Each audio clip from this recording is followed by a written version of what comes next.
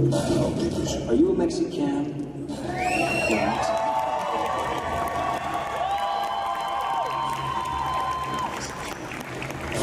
What's up? What's up?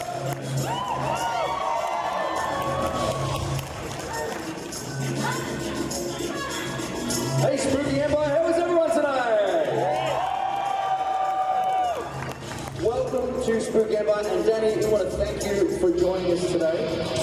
How's things, buddy? Thank you, and the pleasure's all mine. I've been here twice now, and I've absolutely enjoyed every minute of it. Awesome. So, born May 16th in Echo Park, Los Angeles. You're going back that far, huh? Yeah. We've done the time machine. Born on Temple Street, lived in Echo Park till I was about 12 actually, and then got in trouble, and I got sent to Texas for 3 years, and I lasted 3 months, and left and went back to Los Angeles, and my mom and dad had bought a house in the San Fernando Valley, and so that's kind of where I grew up, San Fernando Valley. Cool. So one of my favorite quotes of yours is ex-con to icon. It's a really fun. But, you know, Dusk Till Dawn, Sons of Anarchy, Rob Zombie's Halloween, Grindhouse, and of course Machete. So, where did you, because your life is like a Hollywood movie before you even started acting, right? So, where did you start to act? It was an accident. I was a drug counselor, and one of the kids that I was working with called me up and said, hey, there's a lot of blow down here on my job, and I might use. And this was 1985, so cocaine was pretty rampant, you know, and everybody thought it was legal.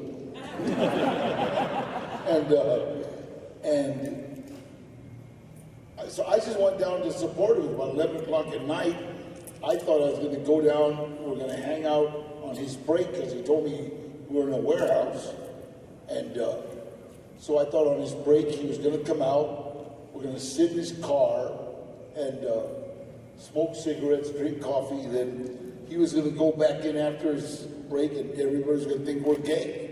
And it was like, you know, it was funny because he was a PA on a movie called Runaway Train with John Voight and Eric Roberts.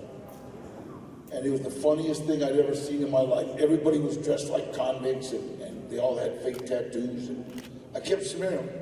Oh shit, I'm sorry. I do smeared it. And this guy came up and says, hey, do you want to be in this movie? And I said, what do I got to do? He said, do you want to be an extra? I said, an extra what?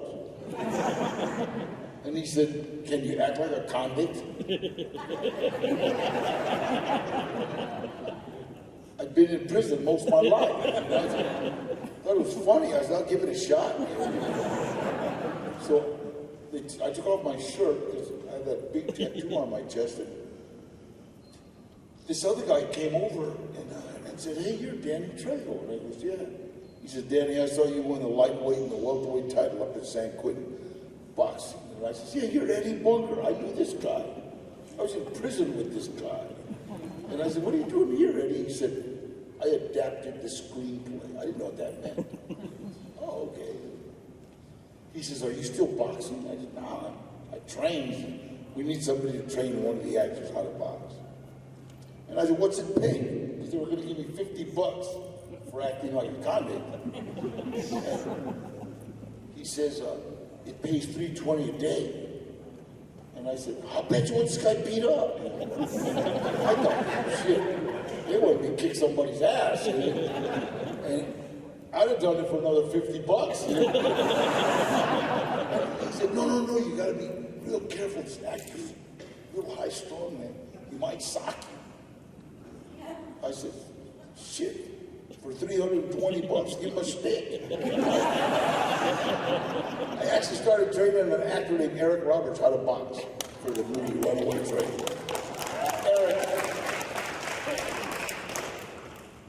Eric is actually the reason I'm doing movies today. The director saw me. He saw that Eric and me got along. he came over. I'll never forget, Andre Kozlowski came over, Russian aristocrat, came over. You be in movie. You fight Eric in movie. Everybody jumped up and said, he's not SAG, he's not SAG. I know what he's talking about. SAG, what am I talking about? He says, make him SAG. And everybody got quiet. And then Andre goes, you fight Eric in movie, you be SAG, you be my friend. And then he leaned over and he kissed me on one cheek, kissed me on the other cheek, and walked away. I told Eddie, look, Eddie, I'm gonna train the kid for 320, but if I'm gonna be kissing that old man, I want more money. And he said, no, he's European. Okay, go kiss him. And that's actually how I got into the film, in the movies. From there on, for the first 5 years of my career, I played inmate number 1. But everything good that has happened to me has happened as a direct result of helping someone else. Everything. I came down to hang out with that kid. The kid's still around. And just to support him, try to stay clean. And something good happened. Everything good that has happened to me has happened as a direct result of helping someone. Yeah, that's fantastic. Yeah.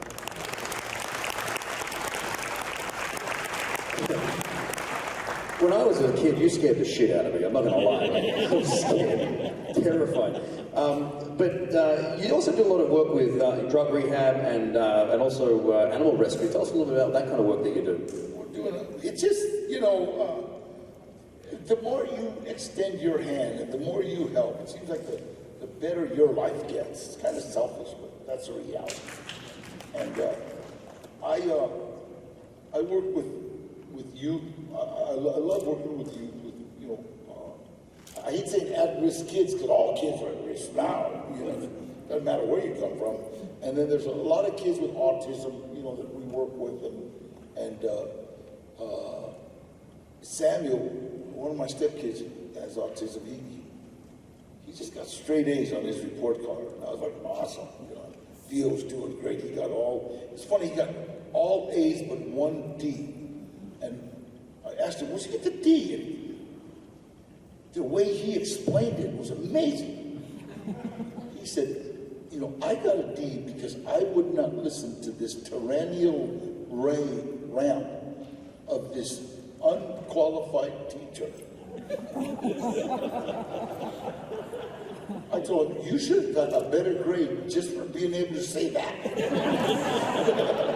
But everybody knows this teacher, anyway. Because you got to remember that autism is kind of new, and a lot of teachers and a lot of people don't know how to deal with it, and I didn't, so I'm really finding a lot out. And then we deal with pit bulls, animals, and just anyway, my friends are the guys that if we're driving down the street and we see a family moving furniture, we'll stop and help. We'll stop and ask them. From across the street, we'll yell, hey, you want some help?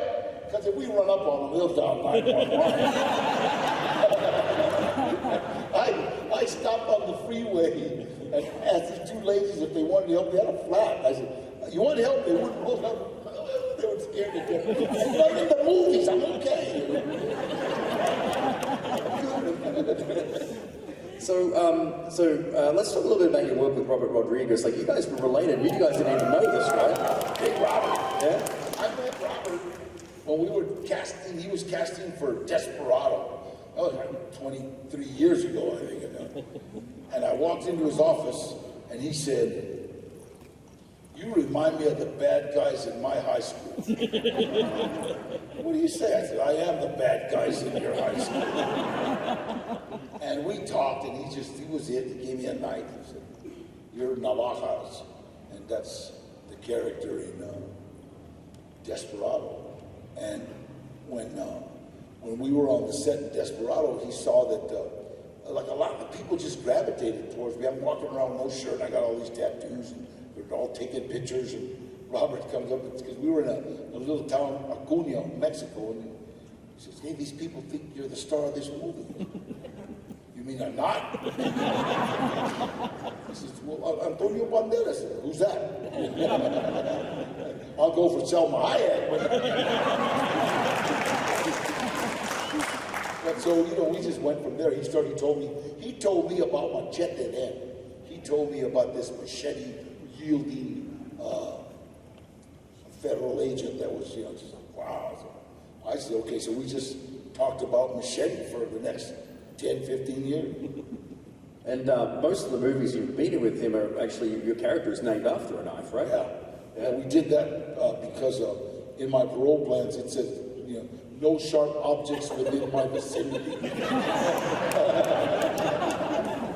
Do you have a huge knife collection at home? You've got to have like a closet with a sweet secret button and the wall flips around and all these walls of knives. Tell me that's true. That's funny, is that I have gotten knives from people all over the world. I've had people make these unbelievable swords. They're like gorgeous. You just send them to me. I mean, what is that?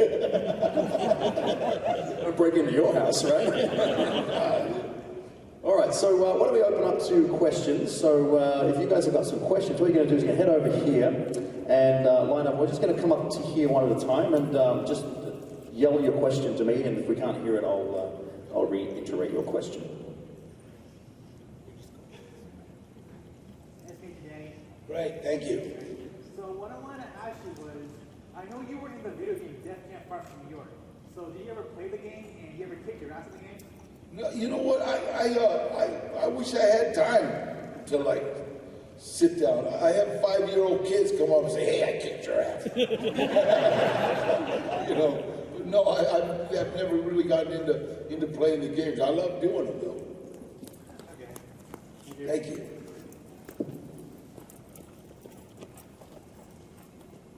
Thanks for being here. Thank you. Your IMDb page mentions Machete killed in space. What can you tell us about that? Well, I think Robert is gonna start that. I think he wants to do something with it, starting November and December. I know that he wants me to knock those months out, so we're going to be doing some secret ninja stuff with it. Can I talk about it? No, okay. But I can't say that it's gonna be like secret ninja, Yeah, you're really busy right now. There's like 20 projects on the boil, yeah. And we're doing a bunch. I was just in New Orleans doing a movie.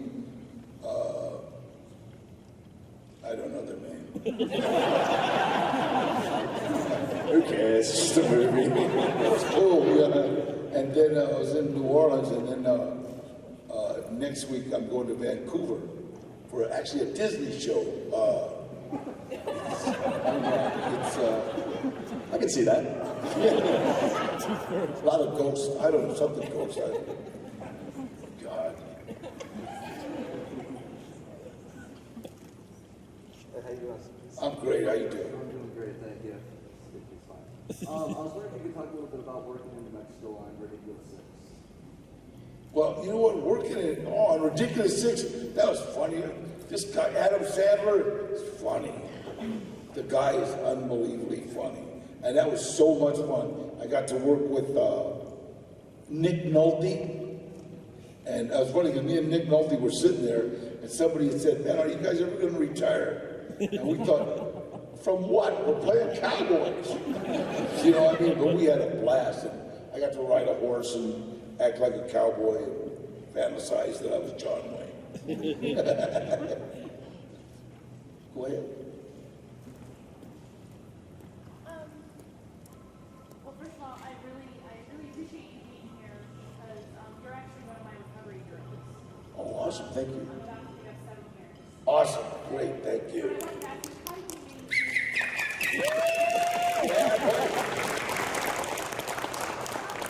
Honestly, I mean, I know you have like 40+ years and stuff, but like, how do you maintain your recovery in a business that has so much temptation? You talk a lot about like your, the work you do and stuff, and like with that kind of thing. But You know, one of the things that I've done is I've trained myself to only think of, like, when I think of drugs, I don't think of the party. I think of showering with 50 men in prison.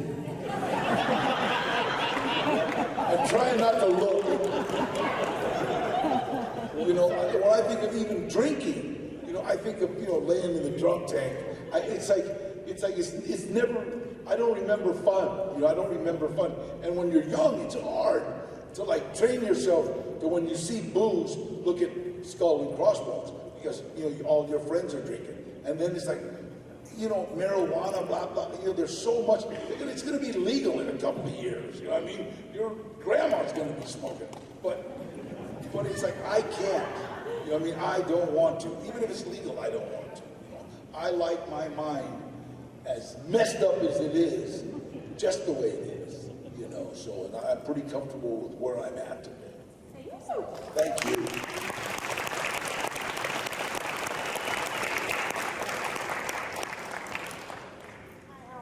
Hi. I love your Snickers commercial. You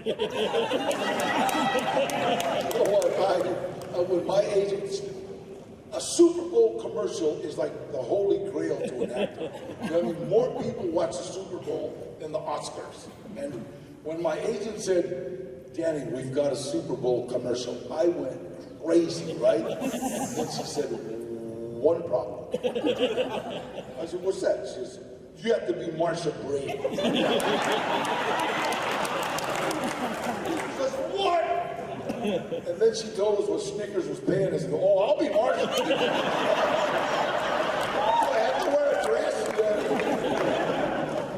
And so it was like great. And it was so much fun. And then Steve Buscemi's one of my best friends. I love Steve. So we had a blast. And I think more people have seen that commercial than anything I've ever done. I walked into Home Depot. It's a Marsha!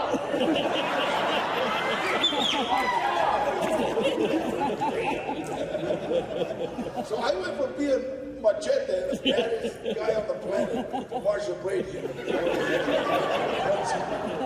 was a lot of fun. Thank you.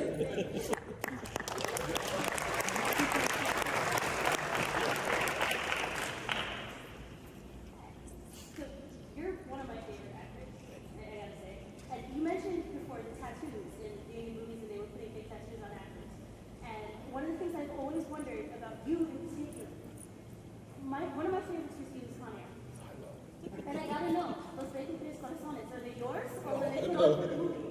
Actually, though they covered up my Hecko and Jekyll, this little duck, they put them right there, but they were fake. But that was actually a really good tattoo. But that arm, who was the producer's name? Frank? No, what the hell was it? I forget, but he owes me an arm. Is that all the only ones they had to add for you? That's the only one. Yeah, that was the only one. Everything else was mine. Usually I usually just show up with, oh no, I just finished the movie in New Orleans, and I had Bitch Master written right here. Sorry. Thank you. But, you know, some of the things that I've been doing, I've been opening up a restaurant, so we're going to start a franchise on Trejo's Tacos. How many do you have? The first one is going on La Brea, in between Pico and Olympic, or San Vicente right there. And the next one is going on Cahuenga, in between Hollywood and Sunset. So it's a great they're both great locations. But How long till you're open? we're going to be 2 weeks before we open the first one, and it's going to be a blast. You know? And then I started a record company. I've been always trying to help people. And there was this little girl, 15. I knew her mom was living in a battered women's shelter, and the little girl could really sing. So we kind of picked her up, and she's going to be 18 in December. So I started a record label, and we've got about 4 songs with her right now. It's amazing. Her name's Trixie. You can follow her on one of them things. But I got a TT Records, and so we've been getting different. We haven't. I forget what you call them. I don't even know what I'm doing. But it's like people come and show us whether they can rap or sing or whatever. Audition! And so, we've been doing that. And so it's been a lot of fun. Really helping new people get started. Go ahead. I just wanted to ask, I know you just recently did a music video with Slayer. How was that? I gotta tell you, the funniest thing in the world. Slayer, I wasn't a big fan. I'm sorry. Back in the 50s and 60s, and so I listened to a lot of R&B, and my tapes are all like oldies and Mary Wells, so I'm doing this. I'm walking up. I told my daughter, "Do you want to go to this video?" Yeah, Slayer, cool. So we went. We're going to, and as we're walking up to the county jail, because that's where we did it, and then the guys from Slayer jumped up. Whoa, dude, Trejo, oh man! They were like, my daughter looks at me and goes, "Wow, Dad, you really are cool, huh?" Slayer, what are you talking about? But yeah, they were a lot of fun. They were really cool. That video's doing really well too. Thank you. Tell us about the time when your son met Robert De Niro, really quickly. When your son met Robert De Niro? The first time my son met Robert De Niro, he was like 9 years old. We were doing Heat. And so I introduced my son. I go, "Hey, Gilbert, this is Robert De Niro. Bob, my son, Gilbert." And Robert De Niro goes, "Hi, Gilbert." My son, 9 years old, goes, "You talking to me?"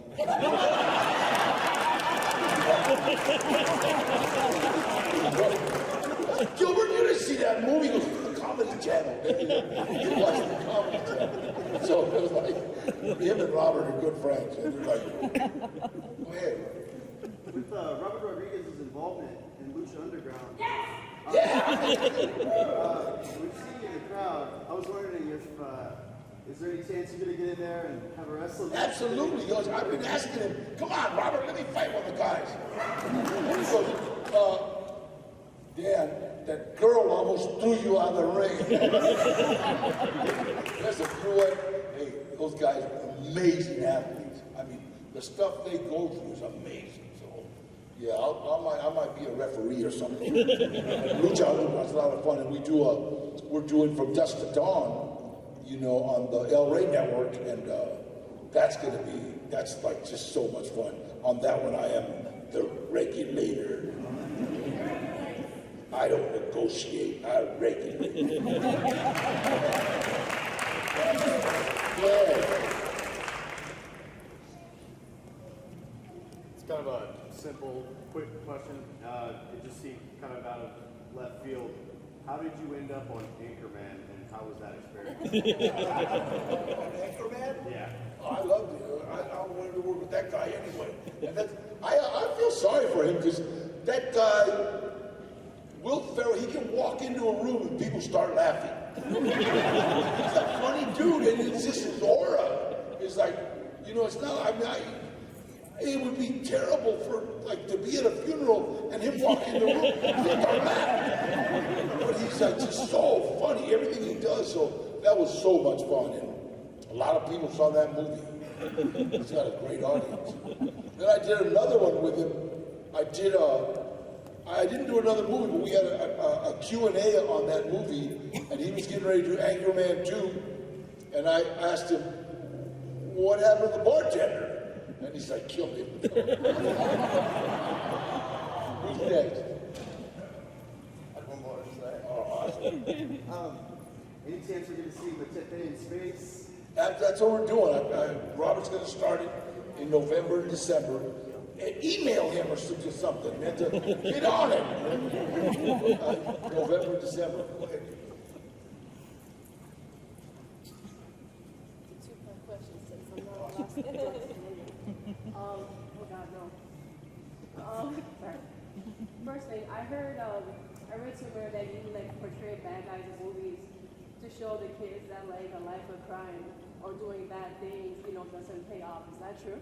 Well, one of the reasons that I would never play a bad guy that gets away with it. Yeah. You know what I mean? It's like the bad guy always dies. If somebody one time asked me, that in the movies, that in high school, they said, you know, why do you always play bad guys in movies if you're here talking about don't use drugs? I said, you gotta remember, the bad guy always dies. And it got quiet, they go, okay. And so, and that's one of the reasons that, but I play bad guys because, with this face, I'm not gonna do too many Tom Cruise movies. Unless he's my girlfriend.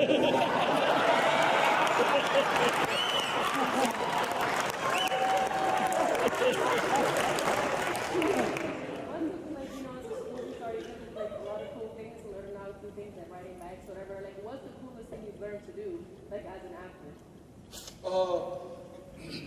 You know what? Like, I've lived 2 lives, and as an actor, I didn't get started in this business until I was already 39 years old. You know, I've been to every prison in the state of California, owned cars, owned houses. I did a whole lot. Then when I came out of the pen in 1969, I dedicated my life to helping other people, and that's all I did. I just worked in helping people, and I didn't make a lot of money, but I sure had a good life. And then when this came about, bang! I jumped into a different tax bracket. But I'm still a drug counselor. I still work, you know, at high schools, and I still do all that. I think that's one of the reasons why my life is so good. Thank you.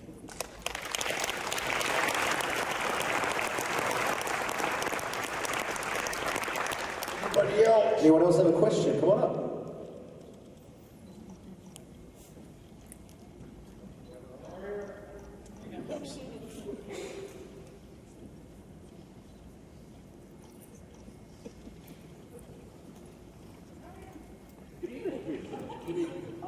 Quick question for you. No matter what you do, I mean, no matter how serious your role is, there's still some measures, some great measure of comedy, and your timing is wonderful. Have you ever considered taking time off from acting and just actually going out and doing comedy? You know what? I've done it. I've showed up at the Comedy Store sometimes, and people, I'm funny if I want to be. You know, I walked out of the Comedy Store one time without a shirt. I just walked on stage, and I said, laugh!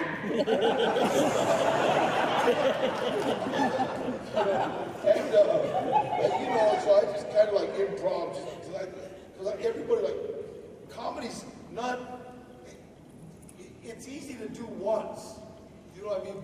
But like for a comedian to do it every night, or, you know, run it, well, I couldn't do it. You know, it's like, I like acting, just show up, do it, go on to the next project. Also, this is the last thing. What would you say in this in the business is the most surreal experience you've had? The most surreal experience I've had is doing a movie called Blood In, Blood Out. And we went back to San Quentin, and I was in San Quentin for quite a spell. And my cell in San Quentin was C550, and that is basically Skid Row of the penitentiary, C550. We were on South Block, 5th tier, last cell. And when we filmed Blood In, Blood Out, we filmed in C545 to C550. So it was I cried. It was amazing. I couldn't believe it. And it was like, you know, what are you trying to tell me, Lord? You know, it's like, don't worry, I ain't doing nothing to get you back here. Basically, a matter of what do you do when you realize you've come full circle. Well, you know, it's full circle, but the circle continues. You know, I mean, it continues. It's full circle. I love what I do, and I do what I love. And one of the reasons I like acting so much is that when you deal with youth, when you walk into a high school, I don't care who you are, first you have to get their attention, and that's impossible because they have none. You know? Then you have to keep their attention, That's impossible because of number one. And then you got to show them you're cool. And if you're 10 years older than them, you're just automatically not cool. So the blessing that I have in the film industry is that when I walk onto campus, I have their attention. Not so much Danny Trejo, but the guy from Spy Kids, the guy from Blood In, Blood Out, the guy from Heat, the guy from Desperado. They want to hear what that guy has to say, so I'll do it. And my message is education is the key to anything you want to do, and drugs and alcohol will ruin your life.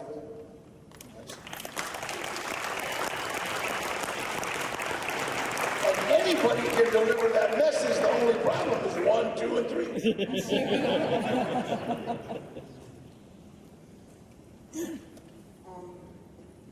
Who would you, if you had to pick any movie character, who would you like to kill the most as Machete? Wow. You know what? If you look at Machete 1 and 2, I killed most of them. But, you know, I think we're going to really have some fun with Machete in space. I'm going to probably Machete Star Wars mashup or something. Danny, thank you for coming out. This is a great experience. We appreciate it. You've worked on independent films. You've also worked on studio pictures as well. Do you have an amazing experience that you would love to share, like just working on a picture that you were like, oh my gosh, I love making films. I love making movies. I love this. You know what? I kind of do that with every movie. It's kind of like how do you say it? I've done student films where they paid me lunch. I love working around people that love what they're doing. And I've worked with people that just got their mom's entire mortgage. You know what I mean? And mom, put up the house, and it's like what a absolute blessing that somebody trusts you, with that, to be able to do that. Yeah, and so we just finished a movie. I gotta tell you this, we just finished a film. Lloyd, it was one, for my rate, it was nothing, so I showed up, I'm trying to figure out what's going on, and all these guys are in the service. They're service, they're veterans, they're wounded warriors. Oh, wow, it was cool. So I'm doing this movie, and these guys, some of them are still in the service.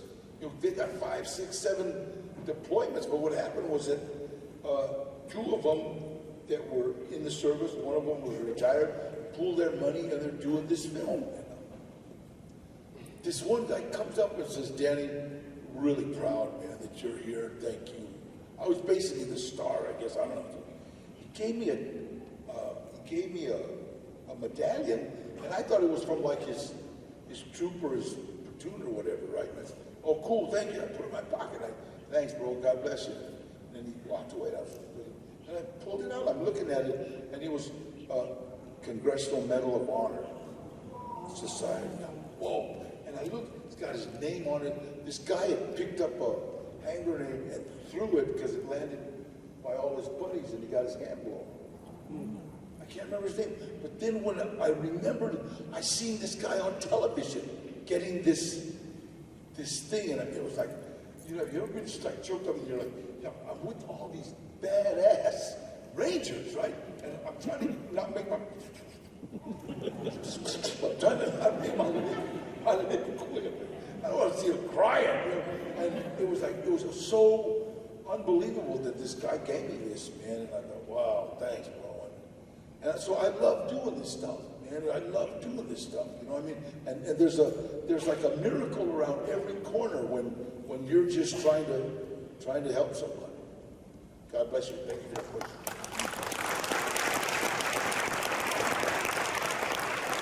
Okay, so we've got just a couple of minutes left. Is there any more questions before we wrap up? Any questions at all? No? Okay. I'm going to ask you something. How many tattoos do you have exactly? I mean, that's like how many do you know exactly how many you have? Yeah. Tell us about the lady. Tell us about the lady on your chest. The lady on my chest was done by a guy named Harry Super Jew Ross. And me and Harry been friends since we were like 14 years old.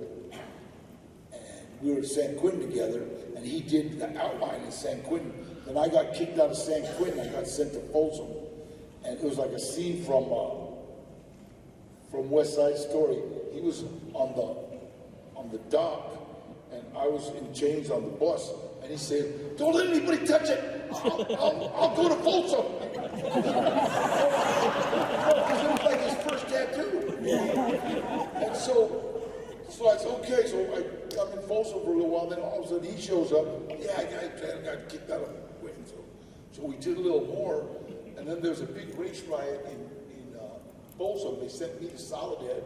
I forgot where they sent him, and he just said, "Oh, I'll be there a little while." So we finished it in Soledad, so it was like 3 penitentiaries, 2.5 years. This was his first tattoo.